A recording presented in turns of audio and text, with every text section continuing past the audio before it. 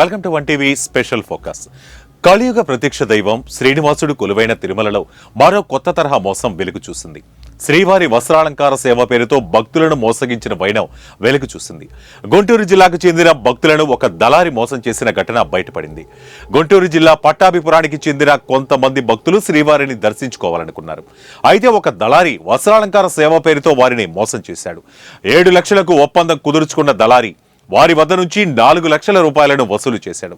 అయితే మోసపోయామని గ్రహించిన బాధితులు తిరుమలలోని 2 టౌన్ పోలీస్ స్టేషన్లో ఫిర్యాదు చేశారు. దీంతో దళారి బండారం బయటపడింది.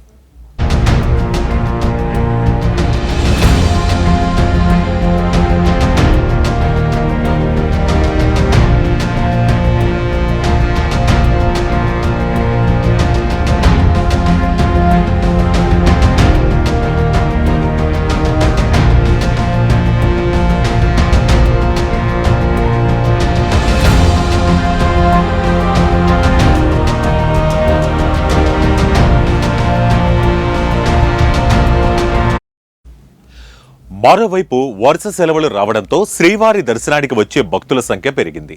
శనివారం రోజు 80,735 మంది భక్తులు స్వామివారిని దర్శించుకున్నారు. 40,524 మంది తలనీలాలు సమర్పించుకున్నారు. ఇక శ్రీవారి హుండీ ద్వారా 3,19 లక్షల రూపాయల ఆదాయం వచ్చింది. భక్తుల రద్దీ పెరగడంతో ఎస్ఎస్డీ టోకెన్లు లేని భక్తులకు సర్వదర్శనానికి 24 గంటల సమయం పడుతోంది. మరొక వైపు కంపార్ట్మెంట్ల నిండా భక్తులు వేచి ఉన్నారు. కృష్ణతేజ గెస్ట్ హౌస్ బయట లైన్ వరకు క్యూ లైన్లు విస్తరించాయి.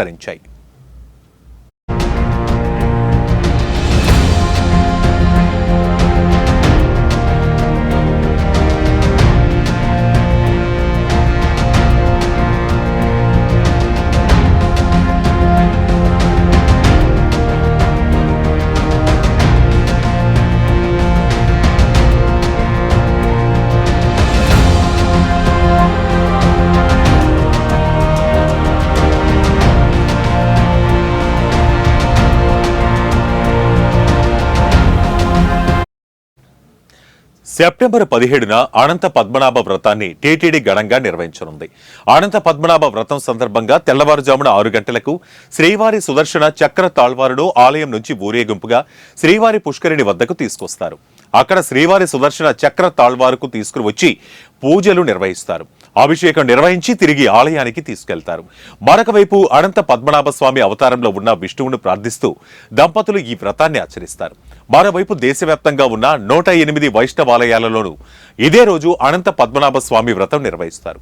మరోవైపు తిరుమలలో వైకుంఠ ద్వాదశి, రథసప్తమి, శ్రీవారి బ్రహ్మోత్సవాల చివరి రోజు అనంత పద్మనాభ వ్రతం రోజుల్లో మాత్రమే పుష్కరిణిలో చక్రస్నానం నిర్వహిస్తారు.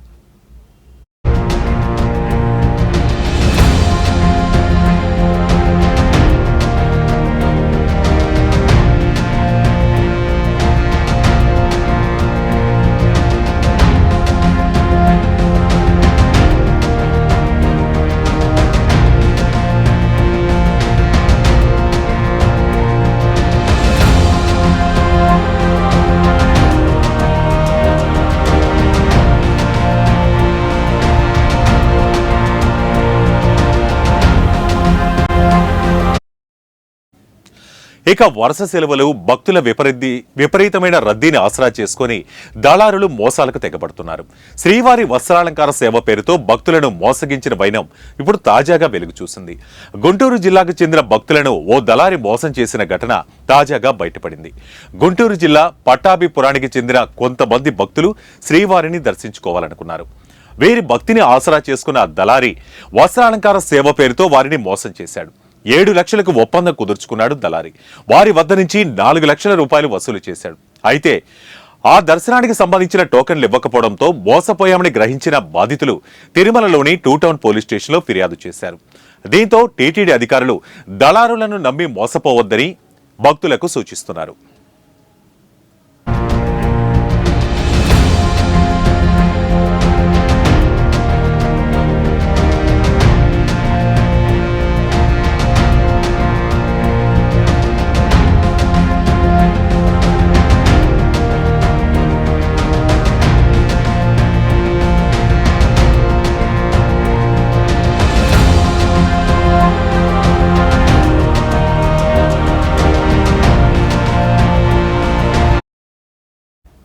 సో ఇది ఇవాళ 1 టీవీ స్పెషల్ ఫోకస్. మరో ఇంట్రెస్టింగ్ టాపిక్ తో మళ్ళీ కలుద్దాం.